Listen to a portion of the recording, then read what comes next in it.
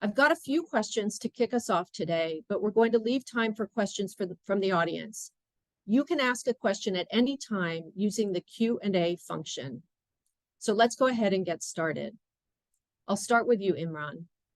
Set the stage. What was the disinformation environment like on October 6th, and how is what we're seeing now different?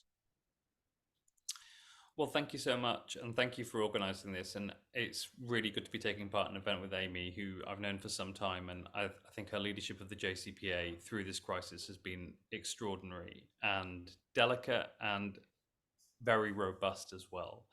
So it's a real pleasure to be with all of you. You know, my job is to look at the way that social media platforms behave on a day-to-day, and I've been doing that for 7 years now, 4 years as the CEO of Centre for Countering Digital Hate. We have seen these platforms become the primary vector for the mass distribution of disinformation and hate throughout our societies. And let me be really clear, disinformation and hate are inextricably interlinked. So, I mean, and I don't think anyone knows that better than Jewish people, whether it's the blood libel millennia ago, or it's the protocols of the elders of Zion, or today, the Great Replacement theory. Disinformation, lies have underpinned hate for thousands of years. And so it's really important that we address them both. And most platforms claim to understand and accept that there is disinformation that underpins hate, and that it's wrong to distribute that to massive audiences. So platforms have never been really good at it, and we've held them to account at CCDH, doing a series of innovative studies, for example, looking at how during the pandemic, if you started looking at anti-vax content, it would give you QAnon and anti-Semitic content, believing that one conspiracy is like another. And psychologically, we know that to be true, that epistemic anxiety, which is this sort of desperate yearning for certainty, leads people to look for conspiracy theories, but it never fully sates that anxiety. And so they consume more and more and more. They go down the rabbit hole. So we know that platforms encourage people down the rabbit hole using their algorithms. We know that they're really bad at taking down malignant content and content that breaks their own rules. We did a study 2 years ago, Failure to Protect, which showed that 84% of the time, even with the most extreme anti-Semitic content, that all platforms were appalling at taking down that stuff. And, you know, Twitter has always been a particularly bad one because it's the platform that we all use in a moment of crisis. And actually, it's never really had the resources nor the inclination to enforce its own rules. That has become significantly worse in the last year under the stewardship of Elon Musk. But look, what October the 6th showed was what happens to an information ecosystem when platforms really are at in a poor state. And it was the first conflict I can remember for the last 10 years. Every time anything big has happened, you know, even like, I don't know, Meghan Markle related stuff. I'm saying that hypothetically. I have no idea, nor do I care about the royals. But you'd switch on Twitter first, right? It's the first place you go to. And this time it was unusable because disinformation at such scale was intermingling seamlessly with good information to such an extent that I'm theoretically an expert on these things.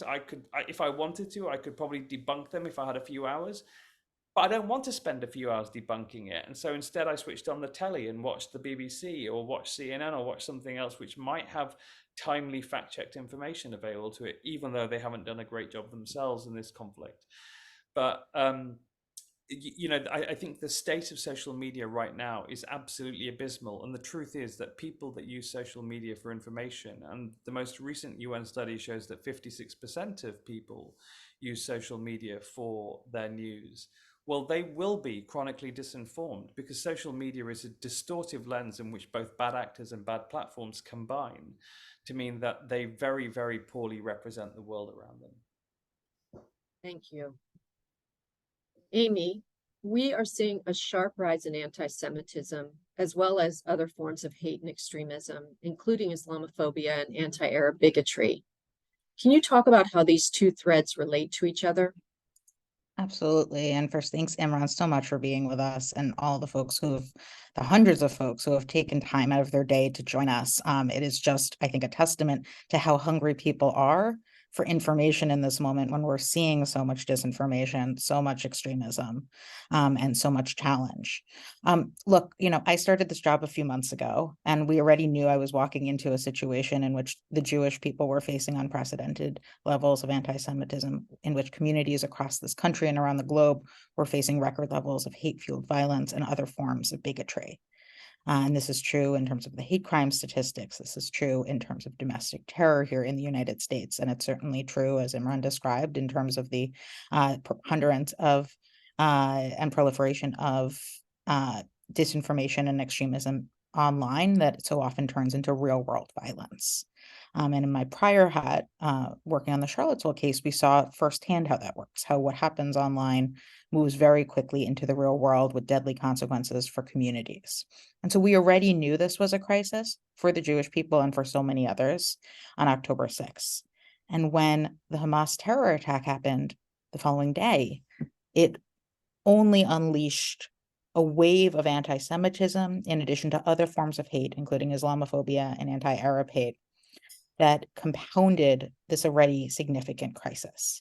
And so, for example, just yesterday, the special envoys from roughly 30 countries around the globe released a joint call to action to combat anti-Semitism that specifically notes that, quote, Jews around the world have not faced such challenges since the Holocaust. And these are the special envoys to combat anti-Semitism, folks like Deborah Lipstadt, who are scholars and experts in anti-Semitism and the Holocaust. And so we are not imagining what we're seeing.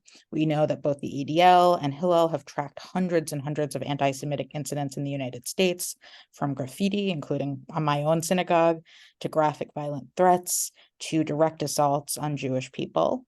And the FBI director testified last week before Congress about, quote, historic levels of anti-Semitism. And of course, we're seeing similar trends around the globe. Many of us have seen the images from France, from Berlin, of Jewish stars painted onto the homes of Jewish people, the stabbing attack on a Jewish woman in France last week, and so much more. And it's important to understand what we're seeing, because of course people have a fundamental right to criticize the Israeli government, to criticize its policies and its actions to support the Palestinian people. I certainly have criticized the Israeli government. But in far too many cases over the last 4 weeks, what we've seen goes well beyond criticism of Israel into overt and explicit anti-Semitism. So when Jewish people, organizations, property are targeted or threatened because of the actions of the Israeli government, that is anti-Semitism. When we're holding them collectively responsible for the actions of the Israeli government, that is anti-Semitism. When Jewish students are deliberately isolated and shamed because of their religion and their connection to Israel, targeted in a variety of ways on campus, that is anti-Semitism. And so, as I said, we were already building on this crisis level extremism that's been fueled and perpetuated by the disinformation and hate Imran described. And of course, it's become increasingly normalized in a variety of ways through not just social media, but elected officials and so much else. And so when October 7th happened, all of it compounded. And I also think it's important to understand that we, as the Jewish people, are not alone in our fear and in the threats we're facing right now. We have also seen very real Islamophobia and anti-Arab hate, including the murder of a 6-year-old Muslim child in Chicago a few weeks back, attacks on Arab American and Muslim students on certain campuses. And so it's important for us to understand how extremists are using this moment, particularly to fuel this hate and disinformation, to pit our communities against one another and tell us that, say, fighting anti-Semitism, fighting Islamophobia are somehow at odds with each other, when we know that all of us are safer when we tackle all of these forms of hate, whether they exist online or in the real world. And that is precisely what we at JCPA are focused on, of course, calling out and fighting back against this horrific wave of anti-Semitism more broadly, and that's been specifically unleashed since October 7th, but also recognizing that our safety and our futures are inextricably linked with the safety and futures of so many other communities. And we have an obligation to do something about it, again, whether it's online or in the real world. And we specifically organized a statement of over 160 Jewish organizations who came together to say, even in this moment of deep pain for our own community, we can unequivocally reject those who are also using this moment to fuel Islamophobia, anti-Arab hate, and more.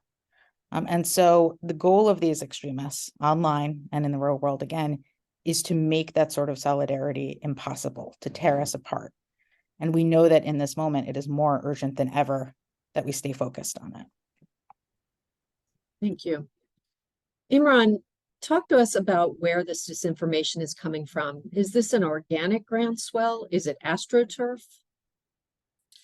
So, I mean, there's four types of actor involved in this. One is states are involved in this, and we know that Russia, Iran, China, and others are seeking to exacerbate the tensions caused by this, to cause damage to our societies, but also to pursue their own foreign policy agendas. There are extremist groups, both foreign and domestic, which are involved in this, and the typologies of how they deploy different types of tactics, whether it's AstroTurf groups or are they just doing it through organic work. 50 bad actors, 50 hardcore white supremacists acting as a densely interconnected, highly active network can create thousands and thousands of notifications on someone's phone in a minute. So 50 people tweet, they each retweet each other, they each like each other's tweet. That's 50 times 50 times 2 notifications, right? That's 5,000. Your brain goes, oh my God, if 5,000 people are telling me this, 500,000 people must feel it. But actually, you don't multiply by 100, you divide by 100. And that's the unique mathematics that these extremist groups know.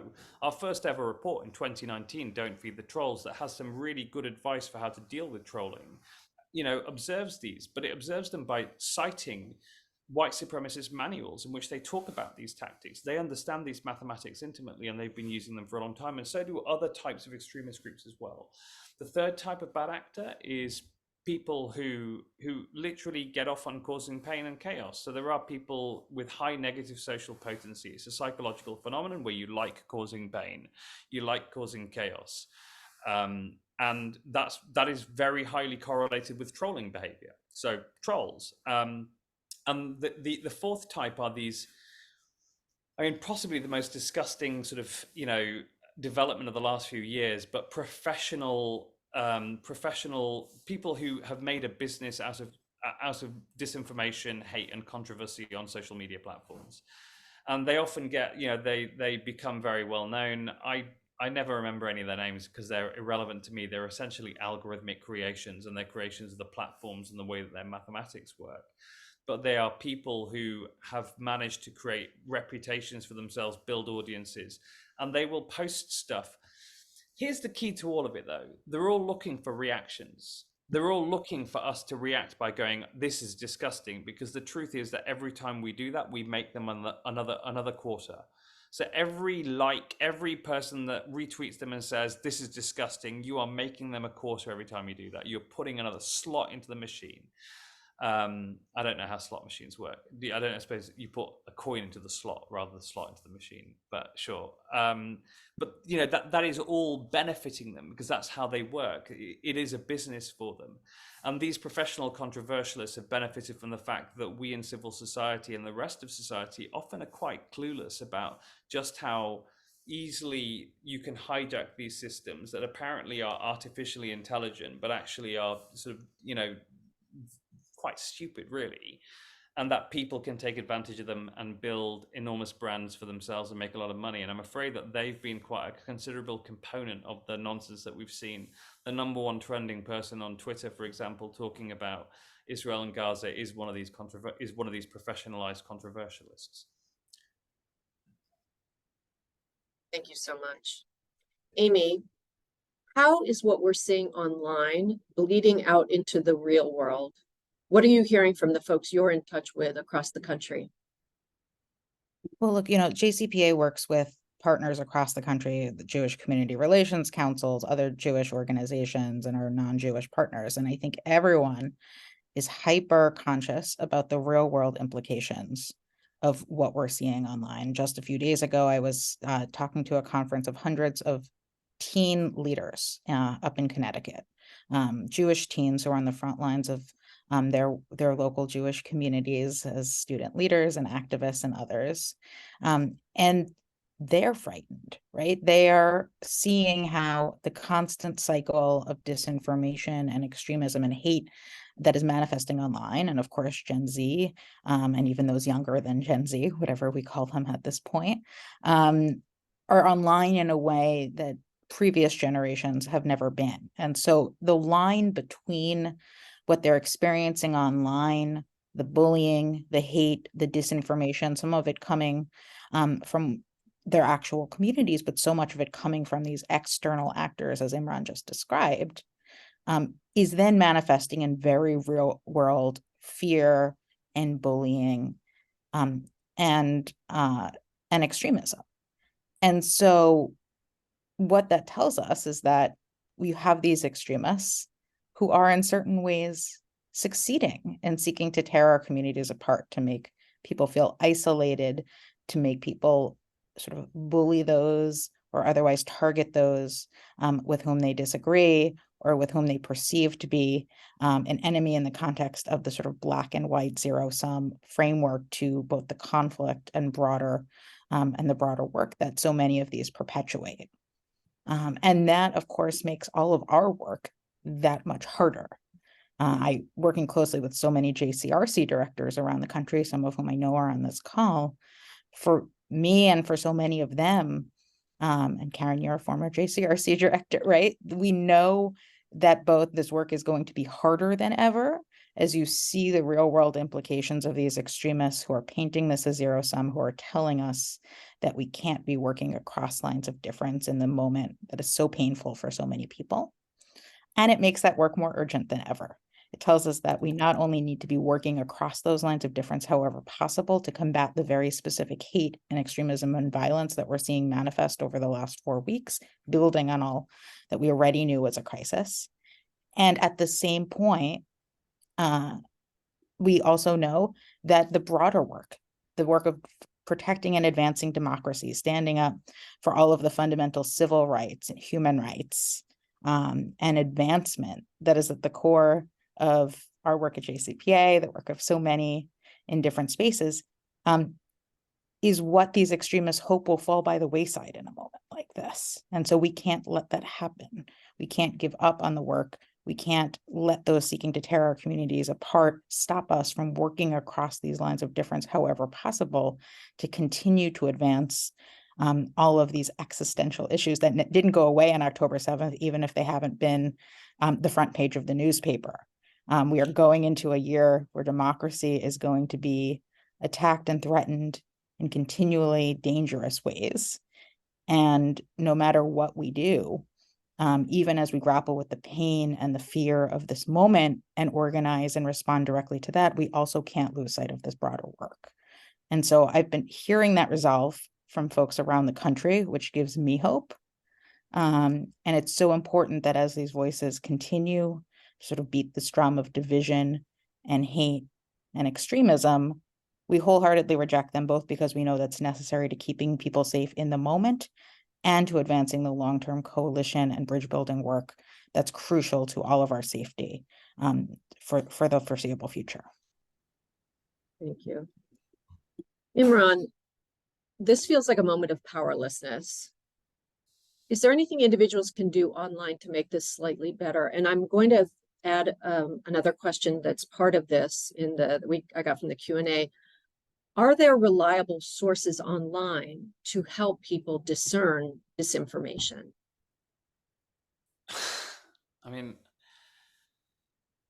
I can address the sort of the last point first, which is sure, but not in the moment, because the truth is that a lie can be generated for free, distributed for free, and achieve viral coverage of the entire globe faster than fact checkers can put their pants on and start working out what's true and what's not. So not you know, sure, if you want to be 2 days delayed, and that's the point about disinformation, is that it gets engagement, and so it gets amplified to lots of people. We you know, there is no way to fact check yourself out of this fight.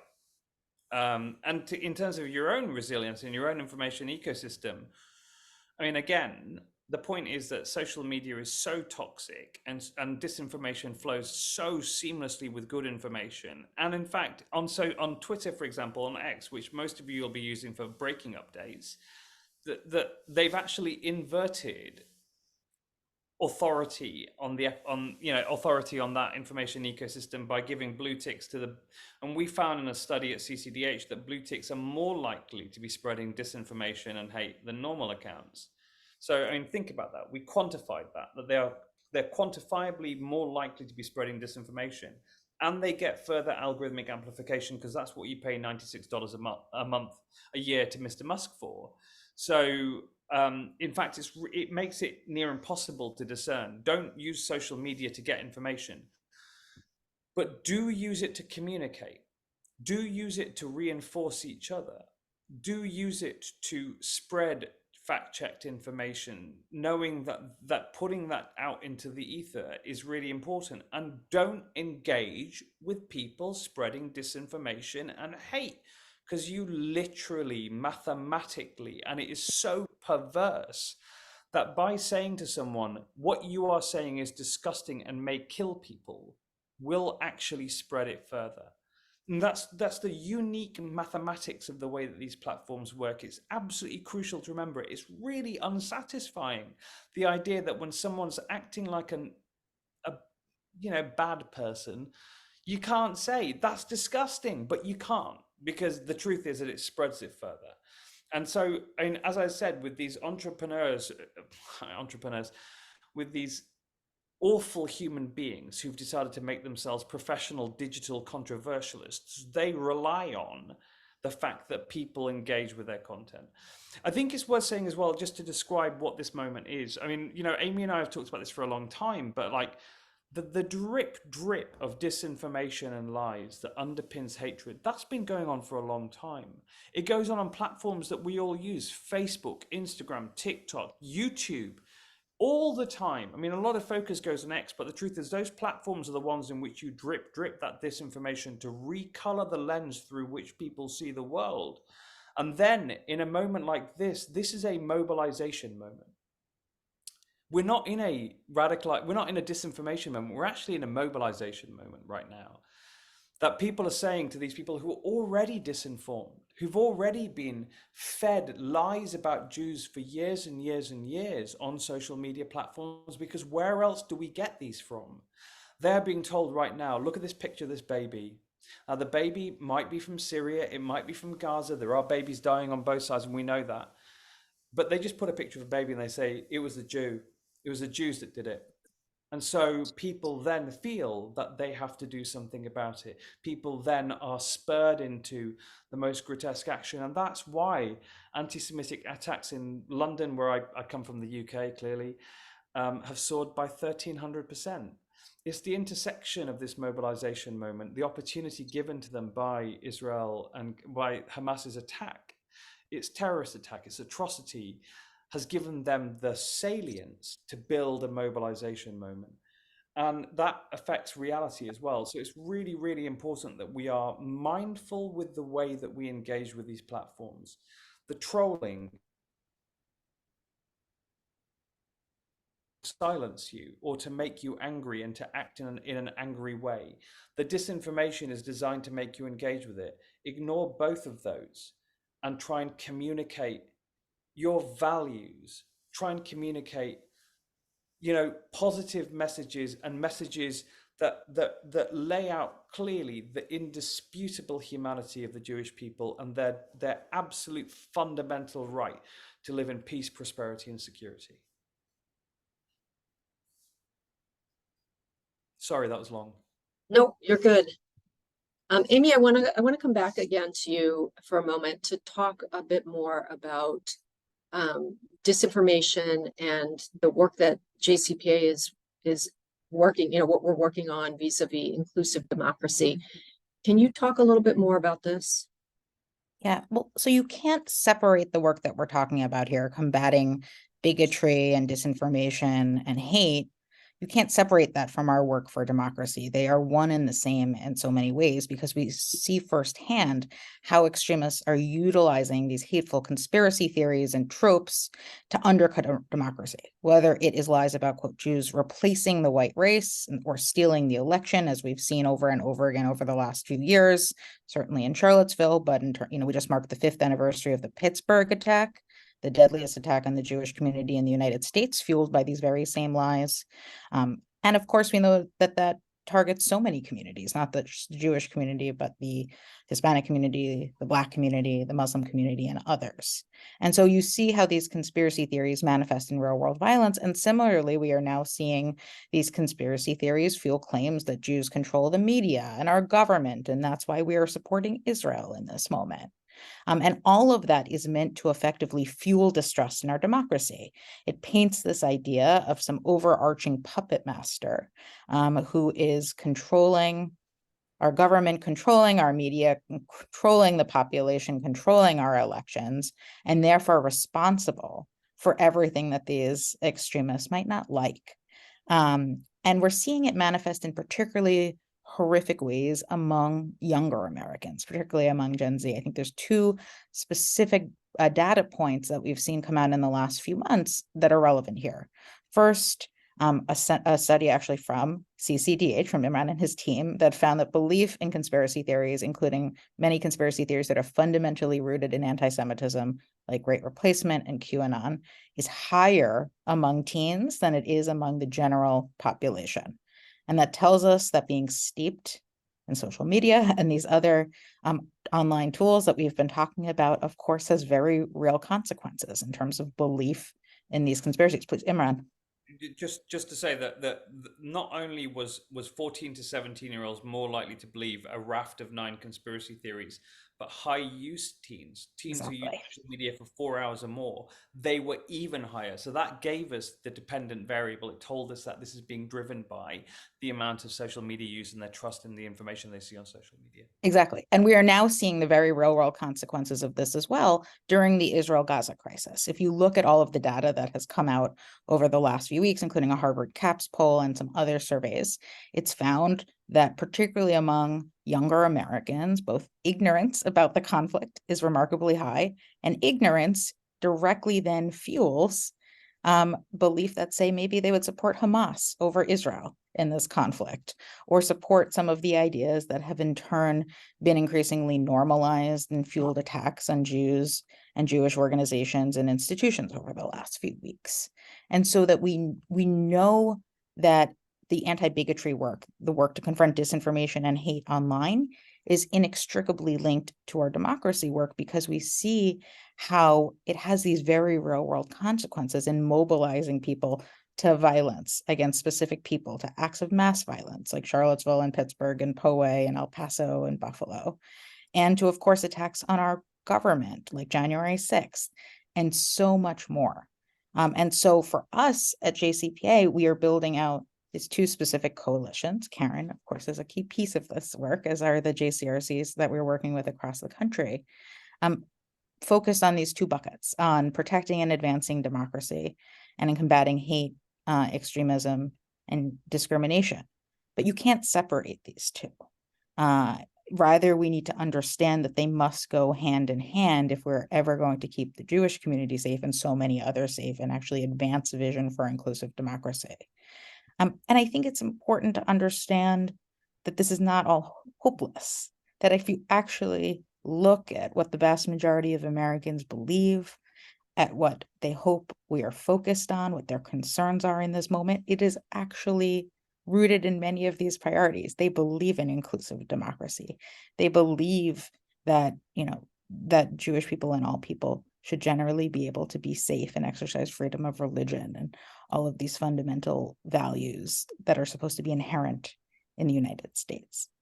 And so it's a matter of understanding how these extremists seek to make us feel like we are in the minority, when in fact, because again, they are the loudest voices, these disinformation, these actors, these extremist actors who are getting outsized influence online for the reasons Imran described. And so we all, again, have an obligation to not just understand that, but to not let it distract from the broader work that we need to be doing to combat anti-Semitism, to combat other forms of bigotry, and to protect and advance our democracy at a time when so much is at risk. Great. So we are at a point where we can take more questions from the audience, and I've been looking in the Q&A. I'm so grateful for the questions that are coming in. I want to remind you to keep putting those questions in the Q&A box. So I'm going to pose this question actually to both of you, and I'll let Imran start since Amy just went. Should we disengage from these social platforms, particularly X? No, absolutely not. Keep communicating. Look, it means change, means behavioral change does not mean like don't do the behavior at all. Like, so let me be really straight with you. The reason why bad actors and why people are behaving in this way towards Jewish people, and they are, and you know, Elon Musk calls this the freedom of speech for anti-Semites. He says that everyone should have the freedom of speech, but the problem is that it makes you not want to post there. It's designed to terrorize you, to make you feel that you can't exercise your right to speech. And so he prioritizes the rights of abusers over users. And I think it's really important that you continue to communicate. In fact, adopt the tactics. So I told you about how 50 bad actors can create 5,000 notifications. You can do that too. 50 good actors can do it. So actors densely connected, you know, densely interconnected, highly active networks reinforce each other, support each other, do what we're very good at in civil society, which is acting like friends because we are friends, you know, and reinforce each other, get that message out there. So use these platforms more tomorrow, use it to post good information, use it to remind people there are hostages and their families who are desperate for them to come home. Remind them of the shared humanity of Jewish people and their centrality to our societies. Remind them of all the good work we do in so many different ways. And, you know, and also just remind them that the truth is that most people, you know, get your message out there. Just get your message out there and be really confident in doing so. And don't engage with bad actors, because I am watching. And I know that every time, I'm telling you why I'm watching is because it keeps coming up in my trending things. And it tells me that our side is actually engaging with the bad guys and not with each other, which is where you should be putting your effort. So rather than obsessing over why someone is getting so much attention, let me tell you that your obsession with why they're getting so much attention is why they're getting so much attention. Because every time you share it with someone else, you are literally amplifying it. And I know that's incredibly dissatisfying to hear, because you want to be able to sort of hear that someone is taking them out one by one, but that's not the way it works. What I can assure you, though, is that strategically, you know, CCDH's primary role is to create a cost for the production and distribution of hate and disinformation. And we do that using 3 mechanisms. One is reputational. So that's why, you know, the research study that showed that when Elon Musk took over, there was a massive increase in hate, which was on the front page of the New York Times, that he's now suing us for, because he said it led to him losing tens of millions of dollars of advertising revenue. I mean, I can't tell you whether or not I'm very proud of that, but just look at my face right now. The second way that we do that is through regulators, and we're working right now with the DSA in the European Union with Thierry Breton's office. We're working in the UK with Ofcom, which is a new regulator under the Online Safety Act of online safety there, with the government, who really want to do all they can to clamp down on anti-Semitism. In the US, we've got fewer policy levers available with us, but we are bringing this to lawmakers to try and make sure that we do have policy levers in the future. So we are making a strategic play to reduce the toxicity of those environments. And we will continue to do that very coolly from the background. And of course, you can always promote CCDH's research. We should have some new research coming out on anti-Semitism at the end of this week. So please, you know, post it on your timelines. Act as a densely interconnected, highly active network to promote it. But we, you know, be assured that someone is doing that. You're not being left behind. We're just doing it in our own very strategic and very, you know, it's a structured and very precise way. Amy, did you want to add to that? I mean, I wholeheartedly agree with everything Imran said. And I think, you know, the thing that I'm hearing so often, I'm out in, you know, I'm right now at a conference talking to folks about these issues. I am out talking to people about this on a near daily basis since October 7th. And people are feeling incredibly isolated and alone, both because we have seen a really horrific actual rise in anti-Semitism. We've seen people who are supposed to be our friends and allies in certain cases, including from corners of the progressive community, not show up for us at this moment. But also, we are seeing some of those voices getting disproportionate attention for the reasons Imran just described, because it's really easy for us to focus on that and to call it out. And so one of the things that we have been, I've been personally trying to do, that I've been encouraging colleagues to do, that we've been trying to do, is amplify the allies, because we are actually not alone in this moment. There is a lot to be worried about and there's a lot to be fearful about, but there are also many people around the country who have shown up for the Jewish community in solidarity, whether it be local and state elected officials, community partners, civil rights voices, and others. There are many who have not, and that is important to recognize and to call out, personally and publicly. But at the same time, to not lose sight of all of the voices who actually have showed up in solidarity, who might not necessarily agree with us on every detail of the Israeli-Palestinian conflict, but have been clear and unequivocal that what happened on October 7th was a terror attack. Hamas is a terrorist organization. The hostages must be released. And that, of course, the resulting wave of anti-Semitism we've seen here and around the globe is unacceptable and has no place in our society. And so find those voices. They are out there. Engage them, lift up those voices, share the actual facts, share the actual research as Imran just described, share the statements of solidarity, whether it be what we as a Jewish community put out after the attack, the murder of a 6-year-old Muslim American, or again, all of those statements of solidarity and support that we have seen from key partners. And so it's hard to do that, right? The instinct is to continually point to and call out the bad. And we should absolutely do that in specific cases, perhaps with our local elected officials if they don't say something right. But do that by picking up the phone to their office or sending an email or writing an op-ed or a letter to the editor, as opposed to amplifying some of the folks online who are continuing to use this moment to tear our communities apart and make us feel like we are isolated at a moment when allyship matters more than ever. Again, I'm going to pose this to both, but maybe what I'll do is have you start, Amy. In the American context, any marginalized group can and will likely become a target in this environment. What are the ways to create alliances with similar groups to combat the online manifestations of hatred? A great question. And this is precisely the work that we are building out at JCPA.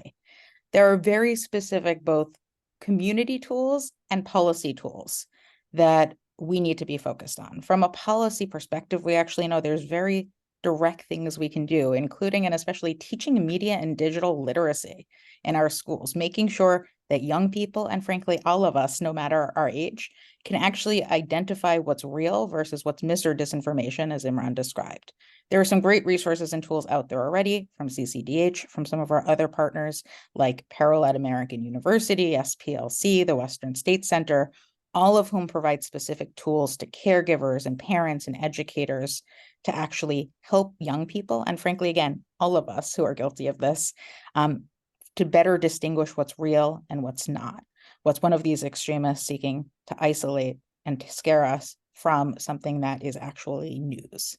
And so that's going to be, I think, a big piece of the work that we're building out here at JCPA. How are we actually fighting this disinformation and empowering local and state governments, the federal government, and our partners outside of government, including putting pressure on social media companies to do something about this at a time when it is clearly existential.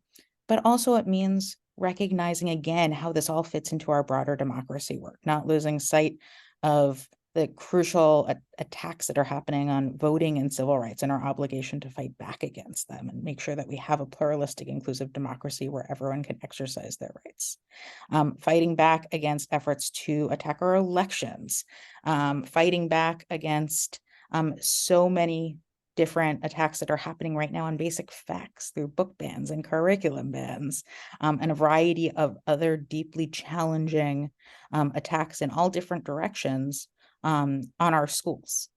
And of course, it also means recognizing that our safety as Jews is inextricably linked to the safety of others, just as we hope they recognize how these anti-Semitic conspiracy theories and anti-Semitism more broadly makes all of us less safe, whether it is the Black community, the immigrant community, and so many others that are targeted by these anti-Semitic conspiracy theories we've been talking about, whether it is the neo-Nazis who are now recruiting off of anti-trans and anti-drag events, whether it is the immigrant community that is being targeted by some of these anti-Semitic conspiracy theories that specifically call out Soros or the Rothschilds, or again, replacement. And so, again, we are not going to necessarily agree with everyone on every detail of the Israeli-Palestinian conflict. But when we can recognize that good people in all of these communities can find these points of commonality, who can recognize that our safeties are inextricably linked at a moment when extremists are so desperate to tear us apart, and continue to advance those policy items, those relationships, those bridges that we know are so critical right now, that means we are not letting the extremists win. And again, it means that we are staying focused on what matters. Our eyes are on the prize, again, no matter how many distractions are thrown our way online. And again, actually achieving those policy solutions will have the benefit of then hopefully marginalizing the extremists online and in the real world. Great. Imran, I don't know if you want to touch on this, although I suspect that what you were talking about earlier too, us creating the networks of good actors addresses this. I didn't know if you wanted to add anything. No, I deeply admire that answer, and it's a real pleasure to be with a group of people that think this way. For me as a young, I'm South Asian. I'm from my family of Pashtun, Afghani, and Muslim. And growing up in Manchester, England, which is where I grew up, I went to the Manchester Grammar School, a really well-known school. It has about a third Jewish boys and a third Christian, and then Muslim, Hindu, Sikh. And one of the things I learned at the age of 11 was that the same kids that were calling me, rude words, were the same kids who were making the Jewish kids' lives hell. And it wasn't necessarily about a common enemy. It was just a common sense of, well, actually, we will model a better way to be human beings, which is to be friends, to learn from each other, to talk to each other. And I think that this in the same way, intersectional is a very American word. I think of it more as just solidarity. It's just, being nice to each other. And I think it's really important that CCDH has had that model throughout. So if you look at the work that we do work at looking at anti-Muslim hatred. We did a really important study looking at the way that platforms behave when they're dealing with extreme anti-Muslim hatred. We do work looking at how they deal with anti-Semitism. But we also do work looking at how they deal with vaccine disinformation that takes lives. We look at work on climate change denial that will undermine the consensus and the action required for us to have a planet that survives the next few centuries, and that will be a nice place for my kids to live, my grandkids and my great-grandkids, hopefully. Lots of them, I will insist. There is a wide range of ways in which our interests in progressive society, but just in society, full stop, are being undermined by the way that these platforms work, the way that they incentivize disinformation spread, and that they accelerate the spread of it, destabilizing our information ecosystem. And in doing so, in working with our Jewish friends and working with everyone across the board in a completely clear way, I think that that's how we will win these battles that we're up against. So any work that can be done in which we stand with solidarity with each other is always it's a good thing to do.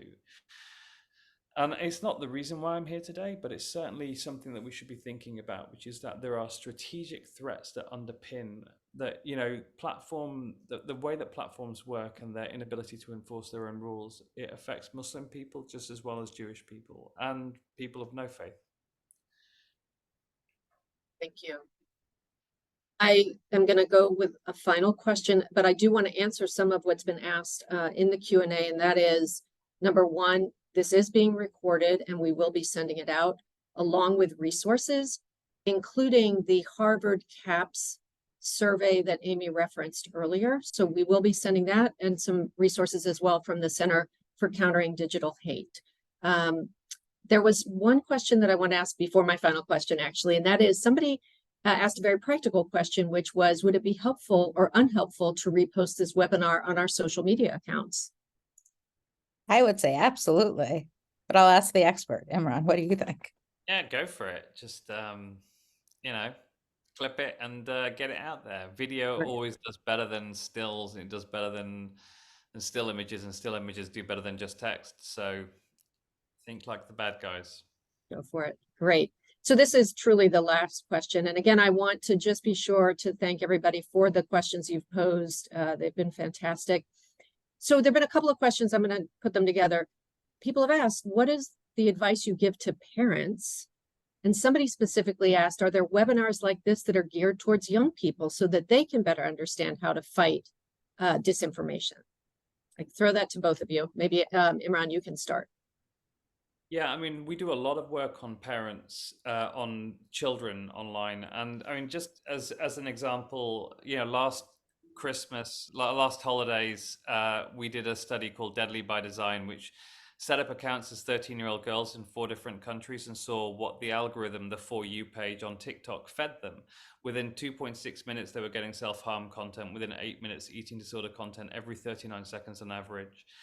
And that study, which was terrifying, because I mean, quite often for parents, some of you may remember that old PSA is 10 p.m. Do you know where your kids are? Well, now you know where they are. They're sitting next to you on the sofa, but they're on a phone, and you don't know who's with them. Right.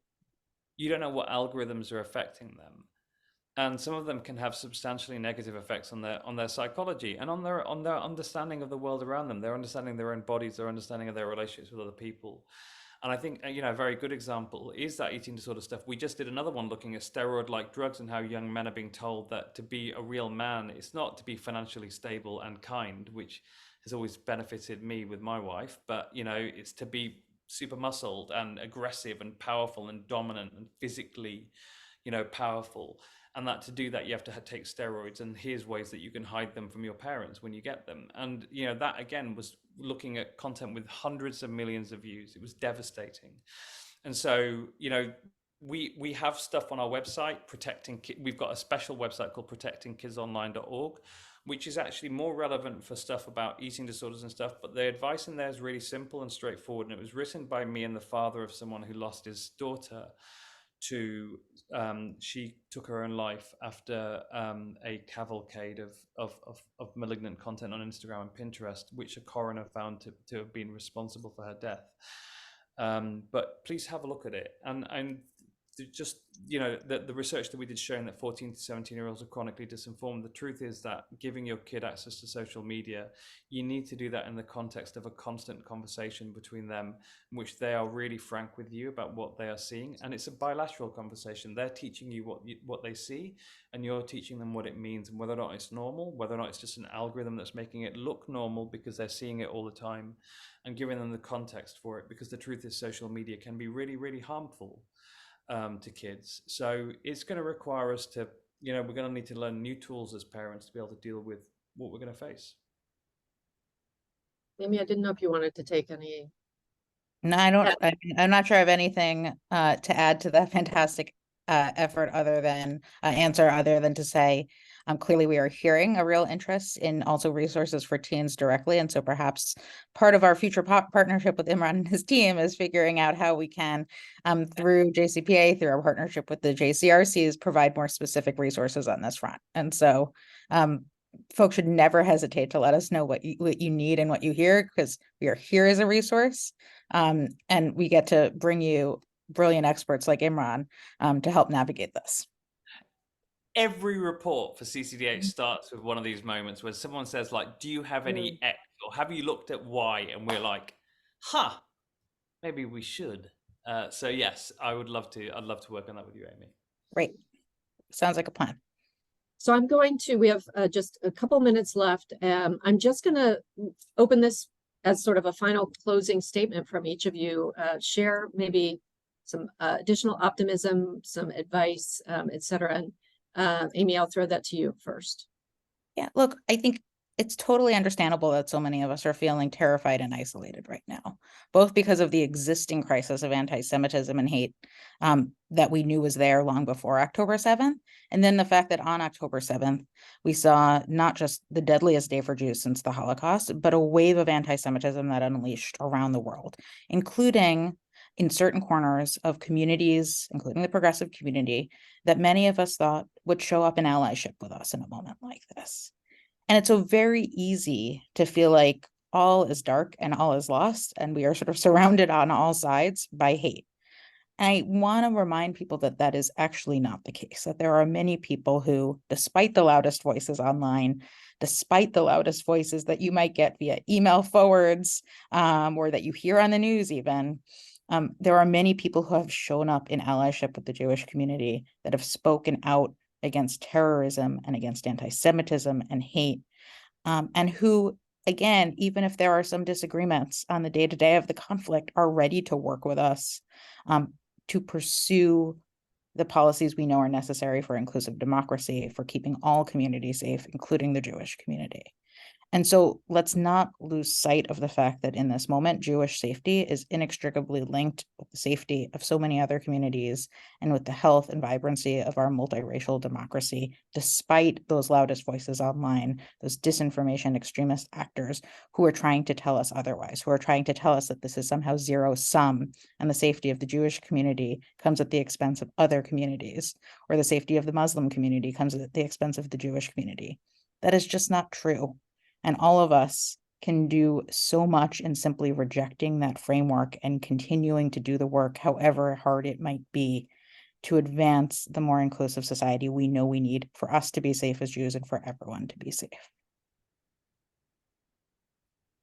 Imran, your turn. What she said.